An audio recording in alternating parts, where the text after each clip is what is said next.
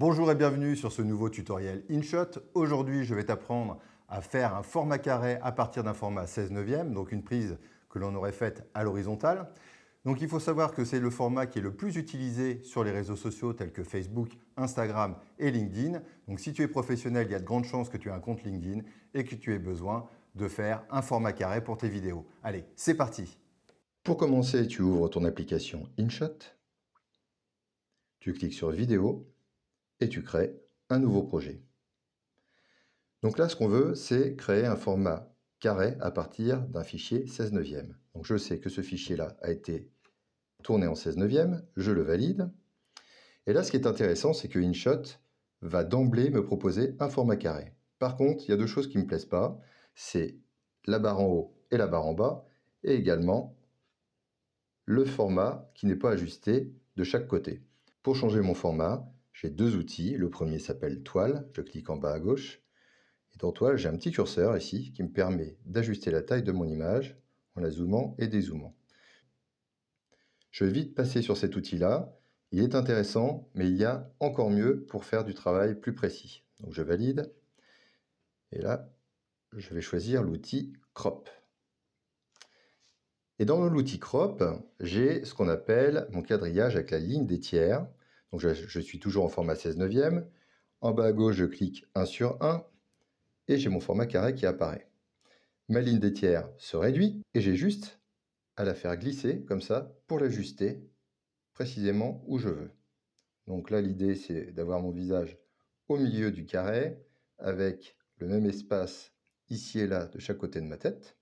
Et maintenant, pour affiner correctement mon cadrage, je veux faire un plan poitrine parce que j'ai un petit peu trop d'espace là-haut et ma base est un petit peu trop basse. Donc je vais la réajuster vers le haut. Voilà.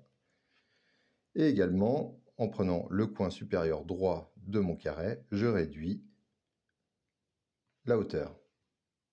Je replace mon quadrillage et là j'ai un plan poitrine qui est parfait et un cadrage carré qui est au top. Donc je valide en bas à droite.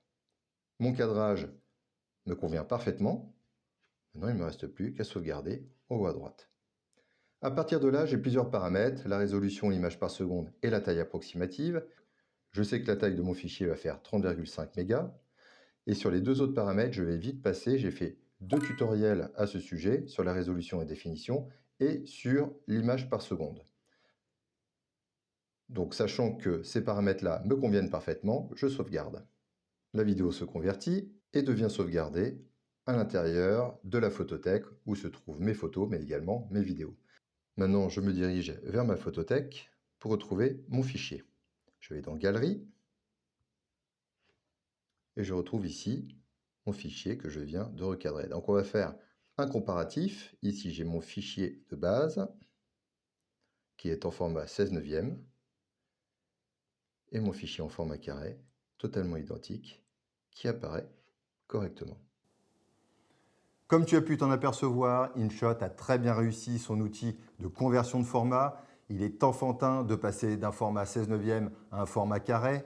Maintenant, un détail très important, sache que, étant donné qu'on doit zoomer dans l'image, il faut impérativement que ton fichier de base, donc lorsque tu vas tourner, soit dans une définition la plus grande possible. Donc, si tu peux filmer en 4K, si tu as de la place dans ton téléphone, je t'invite vivement à le faire. Si ce n'est pas le cas, tu peux très bien filmer en 1920 par 1080, donc c'est-à-dire en Full HD. Ça peut très bien faire l'affaire aussi. Par contre, essaye à la base d'avoir un cadrage le plus précis possible pour éviter d'avoir à cropper en post-production. Également, si tu as besoin d'informations concernant la définition, la résolution, sache que j'ai fait un tutoriel là-dessus. Ça va pouvoir te documenter et sans doute répondre à tes questions. J'espère que ce tuto t'a plu. N'hésite pas à me faire part de tes commentaires. Également, si tu as des idées que tu voudrais que je traite en tutoriel, n'hésite pas à me le dire, ça pourrait aider plein de monde. Pour ma part, je te dis à très bientôt pour de nouveaux tutos sur InShot. Allez, salut!